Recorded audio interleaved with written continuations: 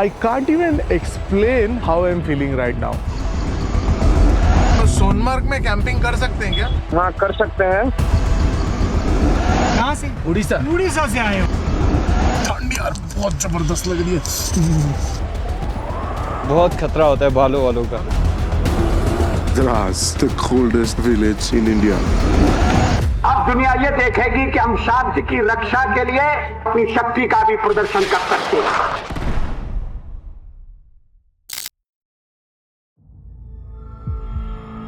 कल रात के शिकारा वाले भैया की बातें अभी तक मेरे दिमाग में गूंज रही थी, और क्योंकि ये पहाड़ों में मेरा पहला अनुभव था, डर धीरे धीरे हावी होने लगा।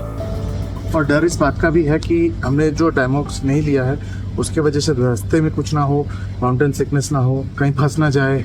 बहुत लोग कह रहे थे कि स्विफ्ट नहीं जाएगी, लद्दाख नहीं कर पाएगा, नहीं हो पाएगा। वो सब चीज़ का आज टेस्ट होने वाला है। देखते हैं। Wish me luck. एंड अगर आप नए हो तो प्लीज़ चैनल को सब्सक्राइब करो। भैया ग्लव्स है? तो ये कुदरती प्रकट हो गए, हमें ग्लव्स चाहिए थे और ये भैया ग्लव्स लेकर आए हैं। Just what we needed right at the time, जब चाहिए था तब मिल गया। श्रीनगर से निकल रहे थे, एक अफसोस ये था कि कल हम वाजवान ट्राई नहीं कर पाए यहाँ का, इसलिए निकलते निकलते मेरी आंखें कुछ कश्मीरी पकवान ढूंढने लगी।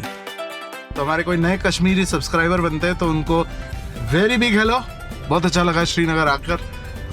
ये 6 अंडे हमें 6 दिन तक जिंदा रखेंगे अगर हम कहीं भूले भटके एलओसी के उस पार चलेंगे। मुझे पास में एक बेकरी मिली और मैं लोकल स्वाद चखने घुस गया। मुझे वहां कुछ रेडी टू कुक और ईट वाजवान डिशेस दिखे और तुरंत मैंने हमारे कैंपिंग के लिए कुछ वाजवान के डिशेस पैक करा लिए। मुझे पता था कि आज हम कहीं पहाड़ों में कैंपिंग जरूर करेंगे और खाना भी पकाएंगे, बस ये नहीं पता था कि कहाँ करेंगे। अब एलओसी में कहीं पे बैठ के खाएंगे और पाकिस्तान नहीं, नो कंट्रोवर्सी। कश्मीरी लोगों की मेहमान नवाजी की बात करूं तो इस पेट्रोल पंप वाले भैया ने मुझे अपना नाश्ता ही ऑफर कर दिया। यार खाओ ना, आपका खाना टेस्ट करो, चाय भी टेस्ट करो, कोई बात नहीं, आप करो यार भाई, मेरा भी टेस्ट करो। अब उनका खा लिया है तो उनको कुछ देना तो बनता है। ये हमारे तरफ से आप खाइएगा। Thank you.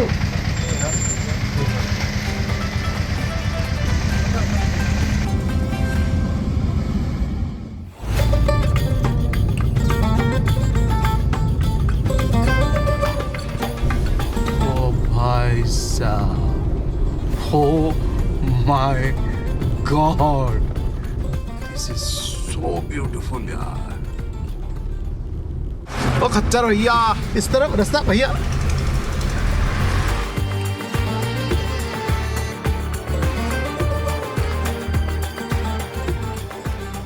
ये मेरे लिए first time in my life moment है।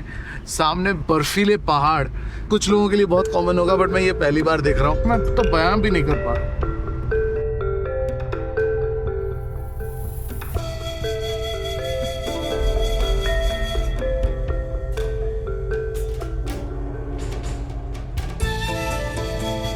ओके, मैं पहली बार कश्मीर की खूबसूरती देख रहा था और मेरी आंखें खुली की खुली रह गई।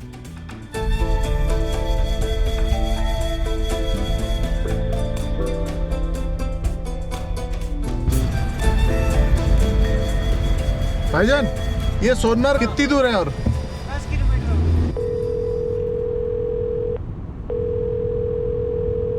हाँ जी सर। भाई 2 मिनट बात कर पाओगे क्या? बोलो बोलो। जैसे अपना इक्विपमेंट है, कैंपिंग कहाँ कहाँ कर सकते हैं? तो आप कैंपिंग कर सकते हो इधर सोनमार्ग में, फिर सोनमार्ग के बाद द्रास में। तो सोनमार्ग में कैंपिंग कर सकते हैं क्या? हाँ कर सकते हैं। वहाँ पे पुलिस वगैरह को पूछोगे, वो लोग बोलेंगे कि खाली जगह पे लगा लो, बस जो पाइन ट्रीज वाला जंगल है वहाँ पे मत लगाना, ठीक है? फाइन कर देते हैं। समझिए। ओके भाई।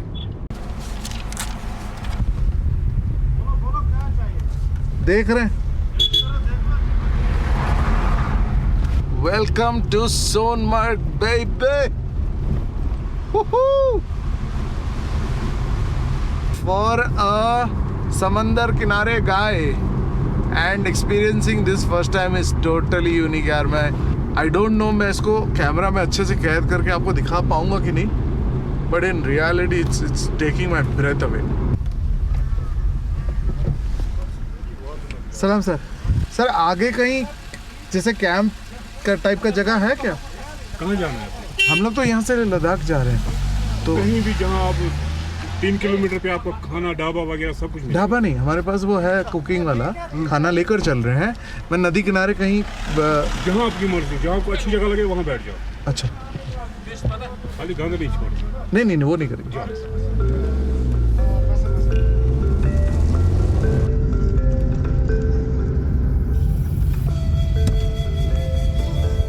दीदी वो नदी तक कैसे जाएं? अच्छा सीधा रोड है? ठीक।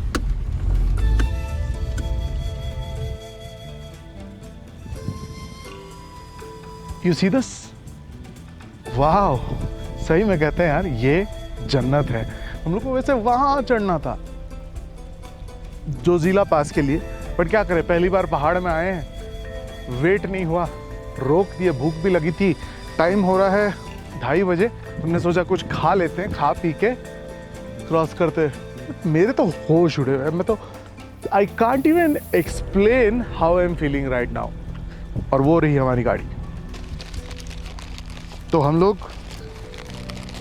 कश्मीर के बेकरी से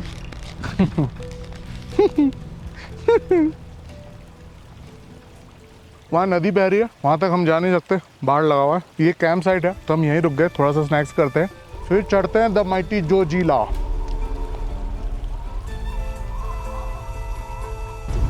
तो वो छोटा सा ब्रेक हमने ले लिया, छोटा करते करते काफी लंबा हो गया ये। दिस इज व्हेन मैंने घर फोन लगाया और बोला तुम लद्दाख आ जाओ। क्या बात कर रहे हो? हाँ, कम टू ले टेल में आके रुको, एक्लेमेटाइज करो, just be there for 2 days, okay? Then listen to it, it's once in a lifetime thing, listen to me, do it. सुनो, कुछ ज्यादा नहीं है, जिंदगी इस पल के लिए होता है। What about विराज? विराज को भी लिया, बहुत सुंदर है जगह यार। मैं अभी रजिस्टर भी नहीं कर रहा, तुम क्या बोल रहे हो? मम्मी को भी ले आती हो? हाँ, मम्मी को भी ले आओ। और इस कॉल के बाद I went completely out of phone network. इतने हाई पासेस पे मैं पहली बार चला रहा हूँ। फट तो रही है, इतनी फट रही है कि मैं आपको देख भी नहीं पा रहा हूँ।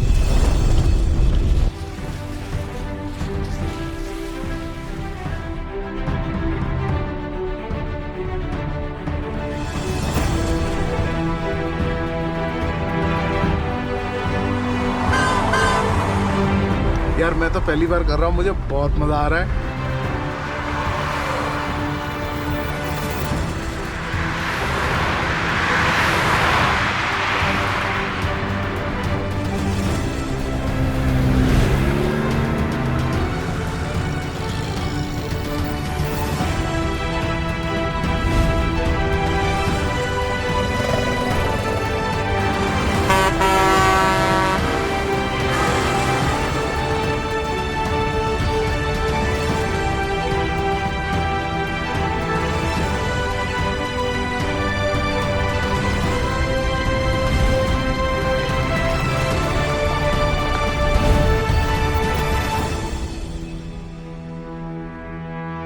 Thank you Zojila Pass for being so kind and not being dangerous on us. ये कौन सी जगह है भैया? ये 0 पॉइंट है सर। यहाँ फ्रेश स्नो गिरी है, बहुत ही खूबसूरत लग रहा है। कहाँ से? उड़ीसा। उड़ीसा से आए हो? नंबर देखिए ना, OT नंबर है। अच्छा चलो, वेलकम वेलकम। मैंने आखिर अपना पहला हिमालयन माउंटेन पास पार कर लिया, जो दुनिया में सबसे खतरनाक पासेस में से एक है। ऐसे एक्सपीडिशंस पर फेलो बाइकर्स से मिलना हमेशा अच्छा लगता है।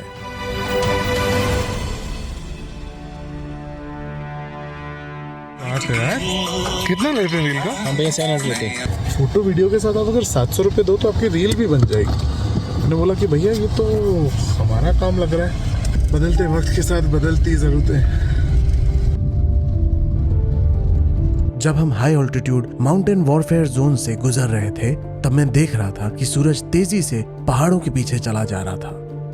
ये हम जैसे वीडियो प्रोफेशनल्स के लिए इस पल को कैप्चर करने का एक परफेक्ट मौका था, लेकिन मुझे पता था कि इस दुर्गम क्षेत्र में ज्यादा देर तक रुकना ठीक नहीं होगा। अच्छा, यहाँ कैंपिंग करते क्या?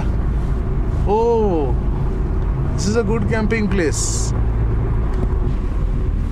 भैया, आप क्या यहीं रुक जाओगे रात को? नहीं, रात को यहाँ कैंप कर सकते हैं? हाँ कर सकते हैं, यहाँ करते हैं गाड़ियाँ। करते हैं? हाँ। आगे चेकिंग पॉइंट भी है ना पुलिस का। हाँ। चेकिंग पॉइंट से पीछे कर लेना उधर वो कर सकते हैं। हाँ, आज रात को ठंड कितनी होगी? वो ठंड देख लो, अभी रात को बढ़ेगी और बहुत ज्यादा।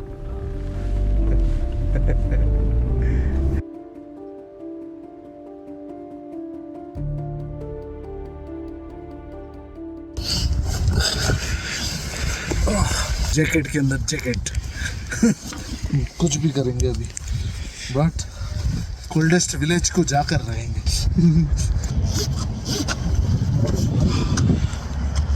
यार ये हम लोग द्रास से कुछ 20 किलोमीटर दूर है। ठंड यार बहुत जबरदस्त लग रही है।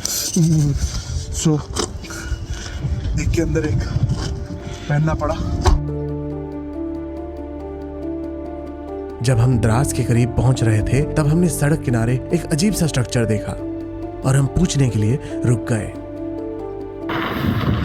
वो जो हम पीछे से आए ना अभी जी, तो वहाँ पे ऐसे पत्थरों का एक दीवार बना हुआ है। वो क्यों ऐसे वहाँ पे बना हुआ है? वो ऐसे ही बना है जैसे 99 में बना था, जब उधर से गोला आते थे। उस आदमी ने मुझे बताया कि कारगिल जंग के दौरान पाकिस्तान ने पास के शिखरों पर कब्जा कर लिया था और वे आसानी से इस सड़क पर सेना और नागरिकों की गतिविधियों को देख सकते थे।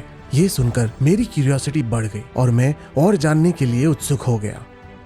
We stop at this beautiful place called Dras. मेरा जो टीम मेंबर है उसने जो ठंड को ना थोड़ा सा अंडर एस्टिमेट कर लिया था। उसको लगा चला लेगा बिना ग्लव्स का। इसको टाइगर हिल बोलते हैं। जो वो वाली। यहाँ के दुकानदार ने मुझे ये भी बताया कि यहाँ से दिखने वाला टाइगर हिल भी युद्ध के दौरान दुश्मन के कब्जे में था और उसका वापस लाना युद्ध का एक महत्वपूर्ण मोड़ था। मेरी क्यूरियोसिटी को देखकर उन्होंने मुझसे कहा कि आगे एक वॉर म्यूजियम है और आप वहाँ जरूर जाएं। आप बाइक पर या गाड़ी में? गाड़ी में। गाड़ी में हम जस्ट यहाँ से 5 किलोमीटर आगे। और वहाँ जो होता है उससे मैं पूरी तरह से हिल जाता हूँ।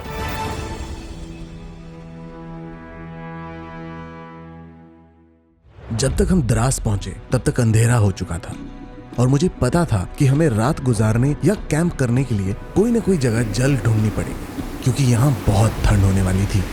मुझे वॉर मेमोरियल के सामने एक ढाबा खुला मिला और मैंने वहाँ से मदद लेने का फैसला किया। वहीं पे मैं भी आ रहा हूँ, आपसे वहीं पे मिलता हूँ। अच्छा ठीक ठीक। बढ़िया सा जगह दिखाओ बासित भाई, वो नहीं है गाड़ी। तो हम वॉर मेमोरियल के सामने हैं और कैंपिंग करने का बड़ा शौक था तो वो पूरा करने जा रहे हैं। आज हमारे वहाँ पे शादी है, उसके बगल में दे दे तो रात को आप भी आ सकते हो उस पार्टी में। घर के सामने कर लो, वही है ना हमारे, यही घर। चलो दिखा दो ना, देख लेते देख लो फिर। हाँ। आप अच्छा रहेगा। हाँ, जहाँ मन करे बैठ लो, कोई कुछ नहीं बोलेगा। भालू वालू आया तो? जी हाँ, भालू। ये जगह सिर्फ दुनिया की सबसे ठंडे जगहों में से एक नहीं है, ये एक एंशिएंट बेयर स्पीशीज का हैबिटेट भी है, द हिमालयन ब्राउन बेयर। बहुत खतरा होता है भालू वालों का। भालू क्या करते हैं? पिछले बार हमारे घर पे आके ना, हाँ, मुर्गियों को दबाया हुआ था इस तरह। अच्छा। हाँ, खाया भी नहीं था, सिर्फ दबा के आधों को मार डाल के चले गए थे। अच्छा। कर सकते हो, इश्यू नहीं है, मगर ये प्रॉब्लम है भालू पे कोई भरोसा नहीं है। यहाँ टेम्परेचर थोड़ी देर के बाद और भी बढ़ जाएगा, ठंडा क्योंकि और बारिश का भी भरोसा नहीं है। अलबत्ता वो भी छोड़ो ना, टेंशन इशू ये है कि बालू का टेंशन है। बालू का टेंशन, चलिए गाय से भी बड़ा। ठीक है। यहाँ पे 11 मुर्गे गाय किन्ने एक दो हिस्सा पीटा था पूरा लाल करके, वहीं पे इशू है। 11 मुर्गी और ये सुनने के बाद तो थोड़ा जी घबरा रहा है अभी कि कैंपिंग करें नहीं। वैसे मौका है, आगे पैंगोंग वगैरह जा रहे हैं तो वहाँ कर सकते हैं। चलिए एक काम करते हैं, फिर रूम ले लेते हैं इस उम्मीद से कि आगे अपनी ट्रिप में हमें कैंपिंग करने का मौका फिर से मिलेगा। हमें लगा आज रात को तो भालू से बचना और होटल में रुकना ही बेहतर होगा।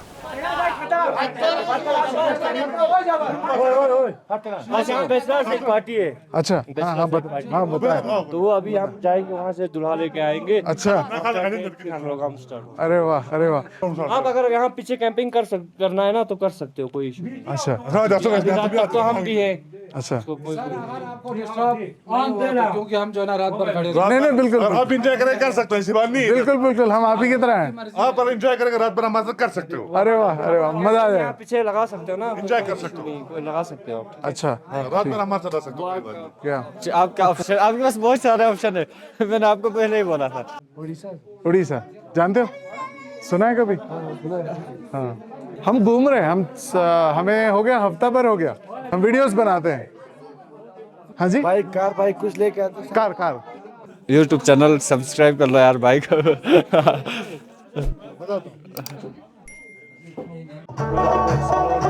इन लोगों का भाईचारा और मेहमान नवाजी मुझे जीत लिया था, लेकिन मैं इनकी शादी के रस्मों में दखल नहीं देना चाहता था, इसलिए हमने अपने होटल वापस जाना ठीक समझा। वहाँ पे कैंपिंग तो नहीं कर पाए, लेकिन हम हमारे होटल वापस आ गए। यहाँ पे एक छोटा सा बगीचा है और इस बगीचे में हमने डिसाइड किया कि हमारे पास जो कैंपिंग का जो कुकिंग सेट हम इतने दूर से लेकर आए हैं उसका कुछ इस्तेमाल किया जाए। वैसे श्रीनगर से चिकन शम्मी कबाब है, ये जस्ट हीट एंड ईट वाला सिस्टम है। I know it is not real camping, but यहाँ पे जो है पास में ही पहाड़ है और पहाड़ में भालू है, और हमने अभी भी आवाज़ सुनी, नज़दीक ही है। खाना बनाते बनाते शायद आ जाए। मैं झूठ नहीं बोलूंगा, मुझे डर तो लग रहा था और मुझे पता था कि पकाए हुए खाने की स्मेल भालू को अट्रैक्ट जरूर करेगी, लेकिन हम बहुत भूखे थे और तापमान भी तेजी से गिर रहा था।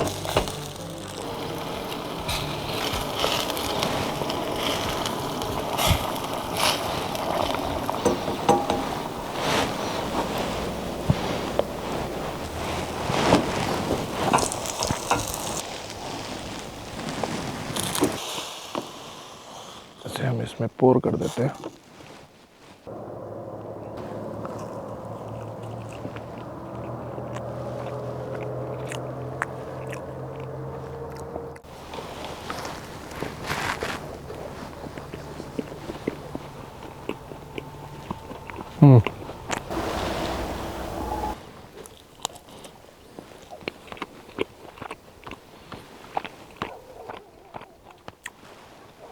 वाओ, वेरी यूनिक एक्सपीरियंस, बहुत मज़ा आया। ख़त्म करते हैं, रैप अप करते हैं, चलते सोने।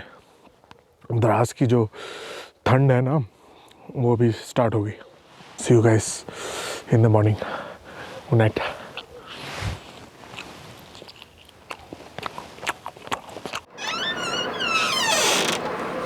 Good morning, guys. Good morning from Dras, guys. Dras is the coldest village in India. पीछे मेरे है कारगिल वॉर मेमोरियल और सुबह सुबह उनका ब्यूगल बज गया है। It is about 6 in the morning right now. तो रात को हम वहाँ पे कुकिंग वगैरह कर रहे थे। That connects to वो पहाड़ वहाँ पे। 2 दिन पहले यहाँ बर्फ पड़ी थी, बाथरूम जाने का हिम्मत नहीं हो रहा है ठंड के वजह से। इतनी सुबह को उठा नहीं है, चाय वाय पीनी है, लगता है खुद बनाना पड़ेगा। ये भाई साहब, ये तो बर्फ जम गया इसके ऊपर।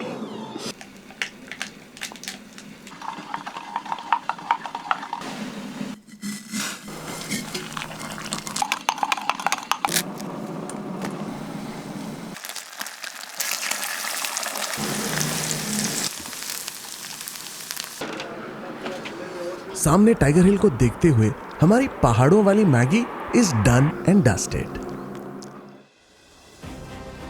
तो हम लोग अभी तैयार हो गए हैं, जा रहे हैं वॉर मेमोरियल की तरफ। It's definitely a very proud feeling.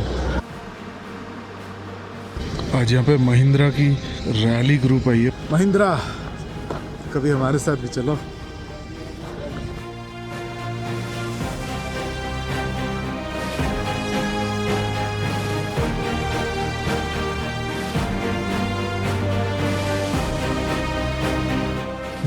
के समर्स में कारगिल के पर्वतों की शांत सुंदरता भारत के अनेक वीर गाथाओं में से एक का मंच बन गया।